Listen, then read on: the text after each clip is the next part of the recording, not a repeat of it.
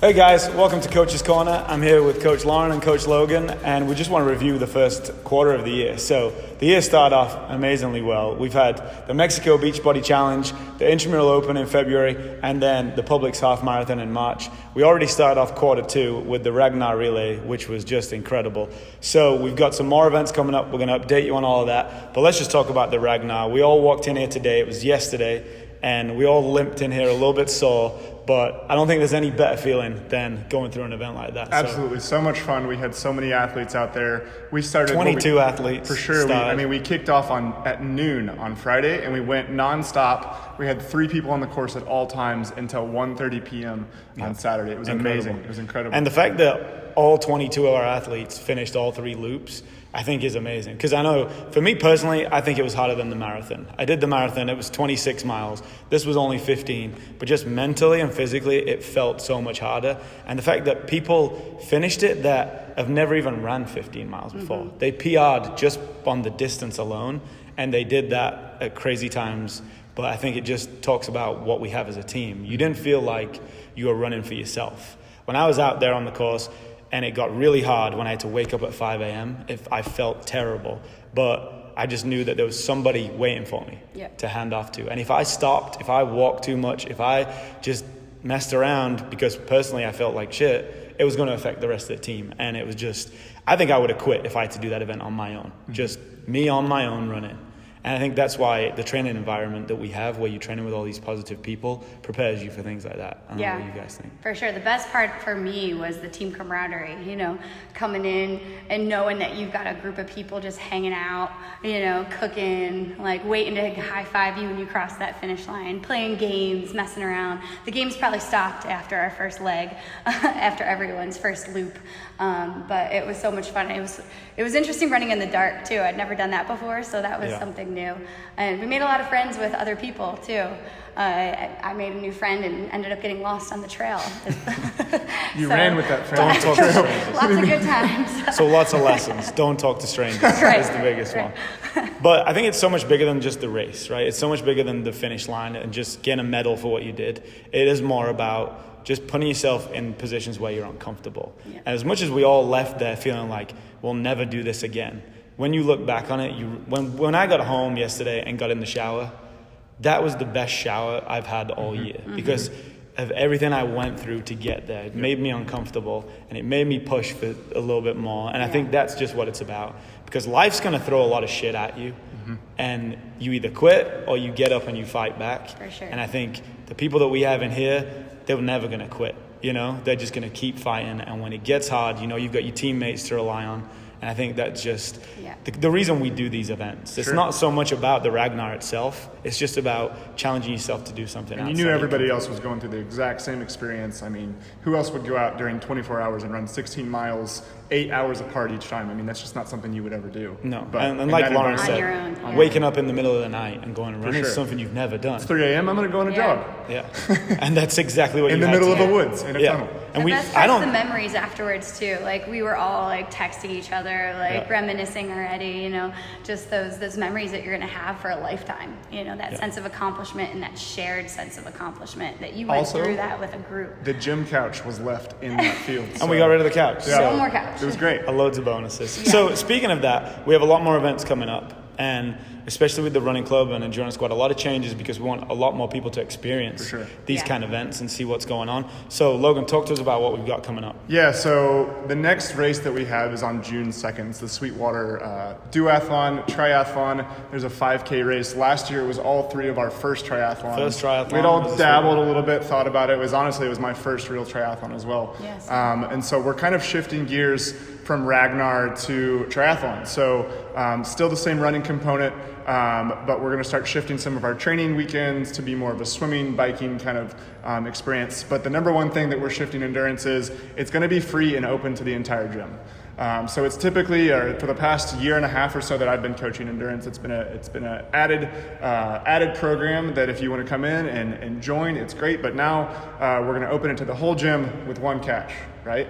The catch is the day you say, I want to join the endurance squad, you have to sign up for a race. It can be a 5K, it can be a marathon, it can be whatever you want it to be. It could be next year's rower sprints competition. But day one, we're going to keep you accountable.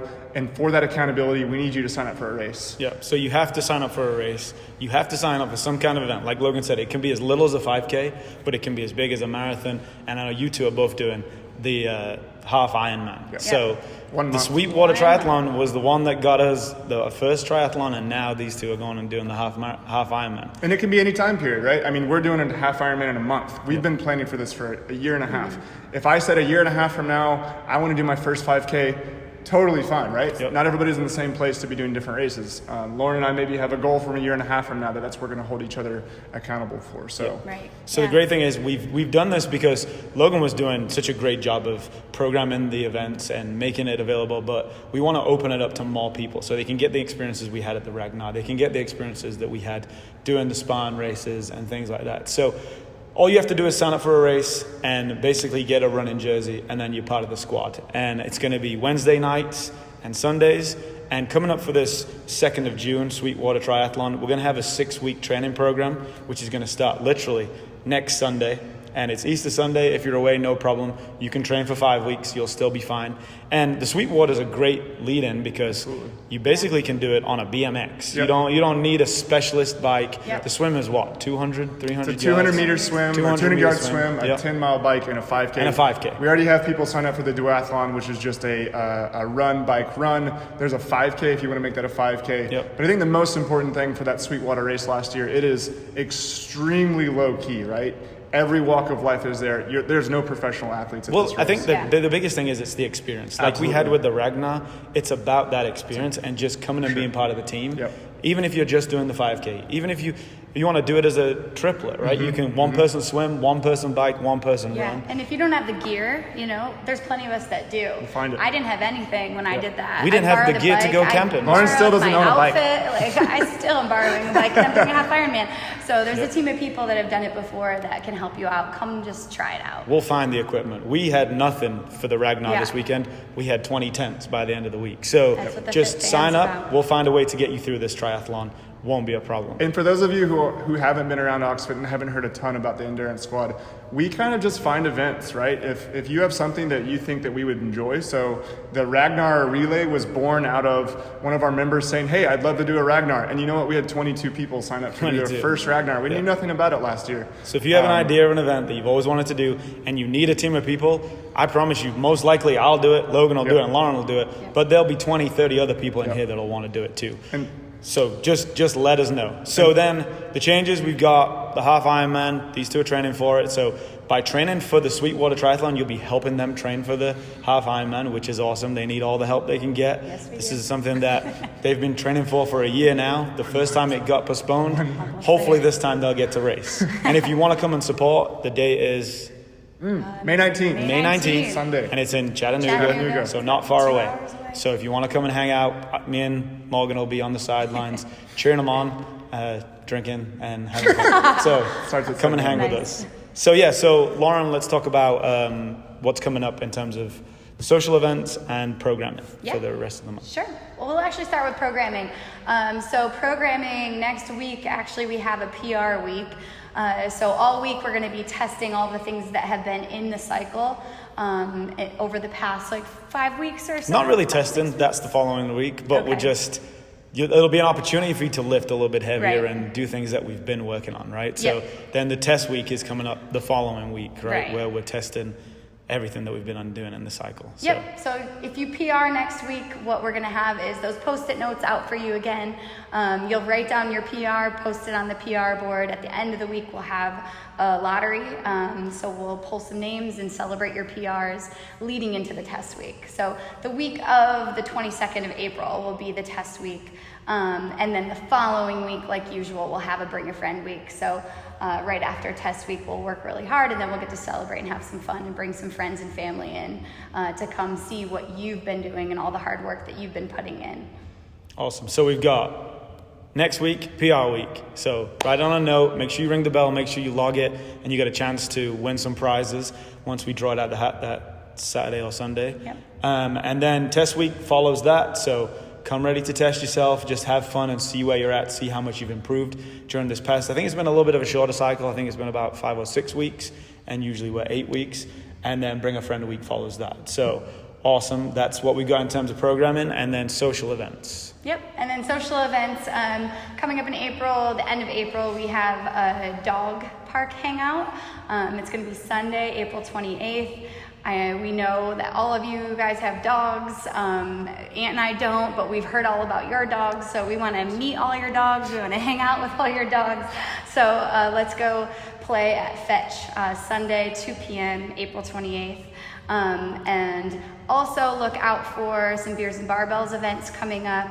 The weather's getting nice, so always we're out hanging out on a Friday night almost once a month with Eventide. We get like 20% off beers. We play some games, have a little workout, and just enjoy the nice weather. Yep. So if you have dogs and you go to this gym and you've incessantly told us about these dogs and you don't show up, then there won't be another dog event again. But if you do have a dog and you do show up, we'll do another event for sure. And then Beers and Barbells is always fun. We play with the kegs and then drink the beer. And if you don't have a dog, you can still go because they serve beer there as well. So yeah, you can just we don't drink have dogs. We'll be there. I want to get my with dog everybody else's fill in. dogs. I love other people's dogs. So just to review, we've got triathlon training coming up. Open to everyone. All you have to do is sign up for a race. Can be as little as a 5K to a marathon. And then we have the programming. This next week's PR week. Come and crush it. The more PRs we have up on that wall, the more chance you have to win a prize. And then test week follows that. Bring a Friend week. Doggie Day is what day? April 28th. April 28th. And then we have Beers and Barbells. Look out for that. So thanks. And that was Coach's Corner. See y'all soon. See you next time.